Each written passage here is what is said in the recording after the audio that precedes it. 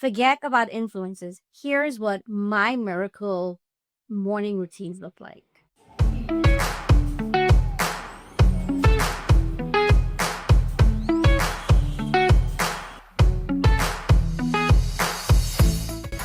Today, let's talk about the real routines of a special needs mom. I'm going to describe my life. And in here, you're going to hear about the chaos. You're going to hear about the lack of sleep. And I say this with a smile because at the end of the day, as chaotic as it sounds, I am excited and privileged to be my son's mom and that I get to do these things, right? But at the same time, there are struggles that comes along the way, and I'm human and I can get overwhelmed. And sometimes it's not as easy to master things. So we'll start. First of all, my son does not have a regular night routine. We do a lot of holistic and naturopathic herbs, and we live that lifestyle. So right now, we finally are able to get him to sleep using a mixture of different herbs. However, when we give it to him, it normally takes him about an hour and a half to fall asleep. If I were to give him it prior to 11:30 p.m., he is not going to sleep at all. It's really bizarre. If I give the medication to him, and again, it's not a medication, it's not prescription medication, it's actually a blend of herbs. If we give it to him at 11:30, no, he'll normally start getting tired and fall asleep 1:30 in the morning. And so that's normally the typical time that I would fall asleep if he falls asleep. My morning routine, if I fall asleep at 5:30 a.m., I bounce off the bed. But before bouncing off the bed, I try my best every morning to pray and give thanks to God for waking me up and giving me another day. Some mornings of lately, I have not been able to read the Bible. In the past, I've been more diligent with it. Thing that I need to work on, and that's my personal journey. Once I am up, I tend to use the bathroom for myself and take care of my hygienic needs. And then I go back into my bedroom and I start getting myself ready for work, as I have to leave for work at 6:30 in the morning. Prior to that, in the midst of walking from my bedroom into my bathroom, I check on my son because my son is no longer sleeping in his bedroom. He now wants to sleep in the living room. So we have changed our living room space into our son's bedroom. It makes him happy. He gets what he wants. He's a really good kid. I wanted to extend and give that to him because it made him happy. And that matters to me. In the kitchen, there's a counter dedicated just for his herbs and his supplements. He is only on one prescription medication. He has hypothyroidism, so he gets his thyroid medication. I tend to have a layout of probably 8 or 9 different medication cups where I pop the medication, and I have a medication card, and I put each medication with the time that's labeled that his sitter will then give him those medications.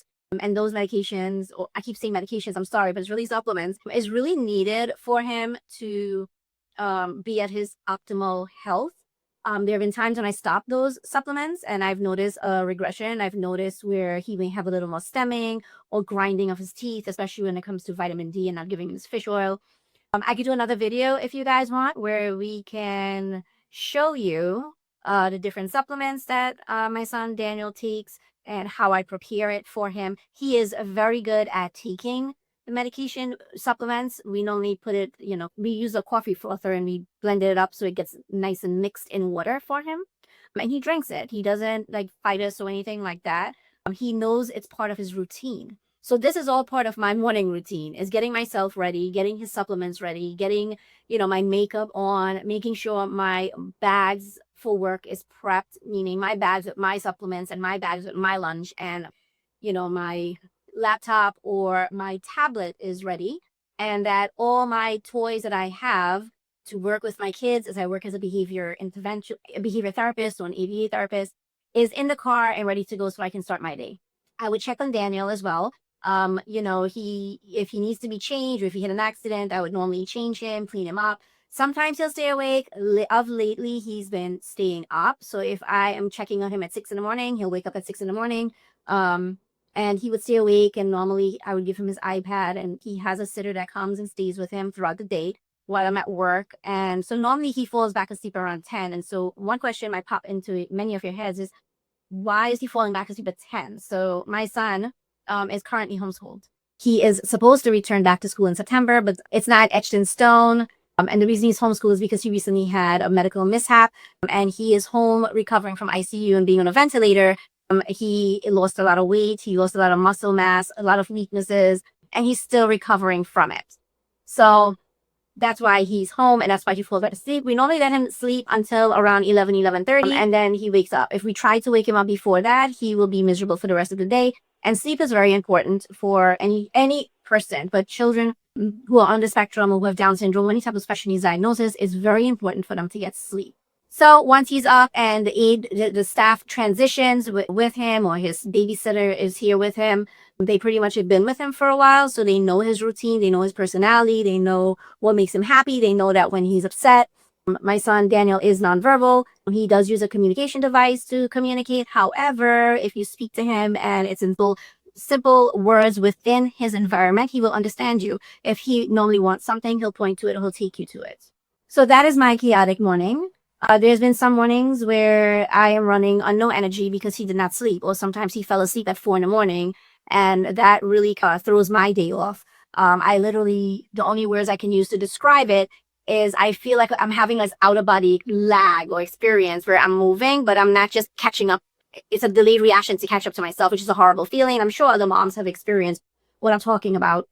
Also, half the times I don't even know what day of the week it is. I am just on the go. I'll be honest with you. This is a 7-day grind. I'm a single mom, recently divorced, and I can share another video talking about my experience being a newly divorced mom to 4 children, but that's a different video.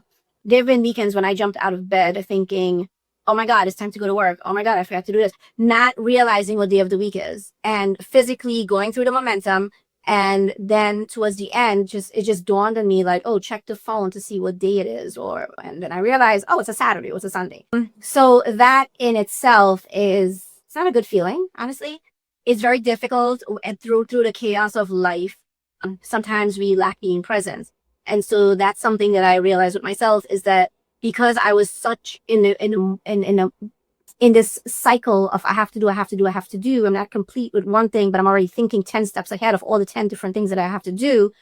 It avoided me from being present for myself and for my kids, and just in general to enjoy life. And so, some of the things, that I started implementing was, first of all, I had to get myself into therapy because I kind of like lost myself as a mom, and in the chaos, right? And I felt very overwhelmed, and I had no one to share that with.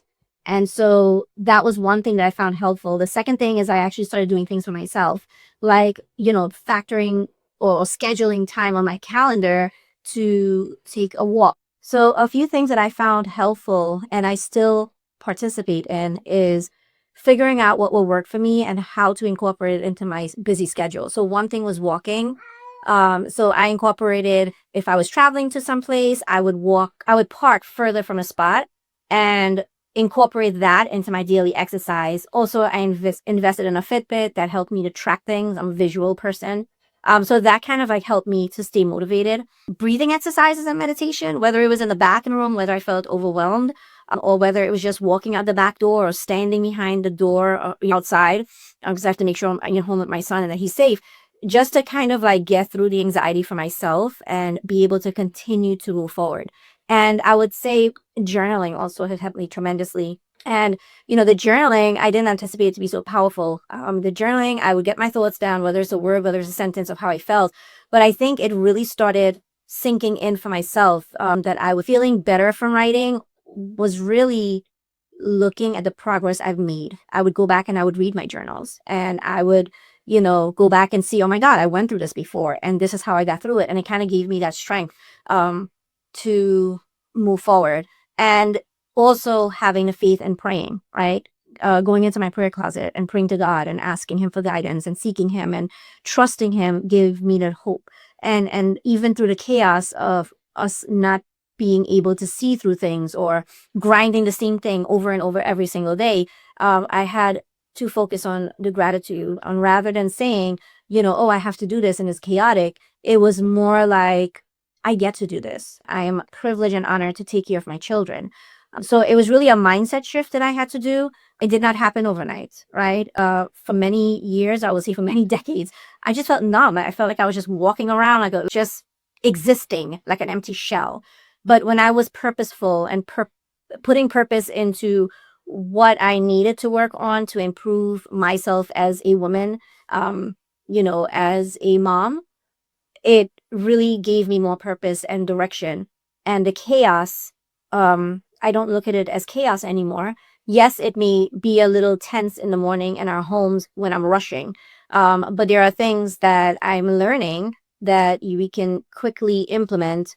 For example, if I knew that I was going to go to the gym, I can pack my bags, right, the night before. If I knew that I was working 5 days a week and I had my schedule in advance, I would be able to meal planning during the weekend and pack my lunch bag the night before. With regards to my son's supplements, I can, lay out the cups and put down the pills in each cup, and pop the pills in the morning. So there's always different ways to create healthier habits, to create those healthier balance, to be a better version of yourself. And once we are a better version of ourselves, guess what? We become a better version to our children. Our children they're depending on us. And if they see us in chaos, well, guess what? They're going to feel the chaos, and it's going to make life more difficult for them. So I hope you found this information relatable. And if you were not implementing some of the things that I mentioned, I highly recommend that you do implement it and try it. And it's not something that you try overnight and say, oh my God, it doesn't work, let's throw it out the window. This is something that you have to consistently do. It can take months, it could take years, but I'm here to tell you living proof that it works. And it does help you to become a better version of yourself. I'm a strong, firm believer of creating balance in your life and creating healthier habits and just working on improving yourself and filling your cup. If you're able to fill your cup and become a better version of yourself, you would be a better individual overall and be able to be more present for your children and your family and yourself. Have a great day, everyone.